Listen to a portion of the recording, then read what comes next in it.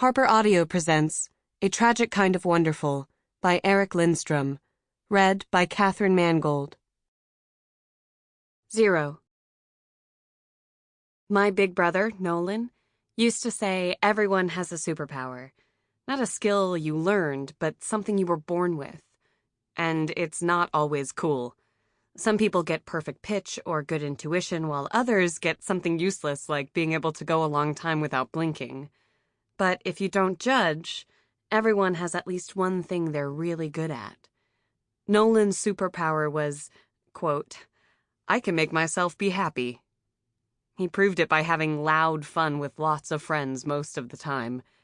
But it also could be unsettling, like when he was happy at times I knew he shouldn't be. He wasn't faking it exactly. It was real in a way, just not authentic. Happiness, he said, was like the lights in your house, running on electricity generated by the good things in life. Unhappy people have dark houses without electricity, and they sometimes put candles in their windows to hide their sadness from others, but not Nolan. He said he had a bicycle in his head, attached to an electric generator, and he could imagine pedaling it whenever he wanted to power his real happiness lights. If you looked closely, though, you could sometimes see his lights dim, or burn too bright, or flicker in ways they weren't supposed to.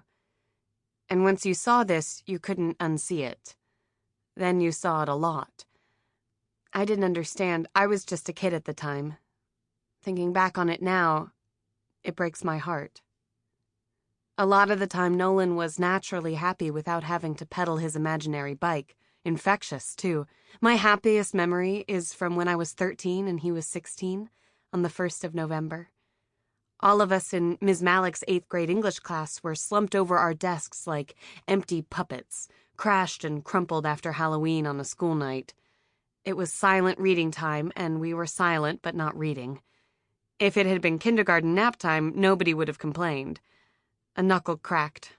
I saw my brother peeking into the room from out in the hall. He waved for me to come over, then ducked away. Maybe something was wrong. I asked to go to the bathroom, got the nod, grabbed the magic wand, and walked into the hall. Nolan was already outside the glass doors at the far end, on his silver 8-speed touring bike. I wondered how he'd managed to slip away from his prison-like high school without being seen. When I opened the door, Nolan pointed at the magic wand. What the hell is that? It was really a dowel with a plywood star glued to one end, painted with glitter. It was childish, sexist, and I hated it. The boys used a black dowel with white tips. I hated that too, though not as much. I waved it impatiently. Hall pass. What's wrong? Get on. I want to show you something amazing. Now? I can't leave school. Why aren't you in school? You won't be gone long. You can say I made you do it. Get on. I don't have my helmet. Use mine. He held it out. Then you won't have a helmet. He rapped his knuckles on his head. Don't need one. Classic Nolan. But I knew the risk wasn't getting hurt, it was getting caught. And I wouldn't get in trouble if he didn't wear his helmet. It didn't work the other way. He often got in trouble for stuff I did because Dad said he was in charge. I bent over to set the magic wand down by the wall. No, bring it. We might need it.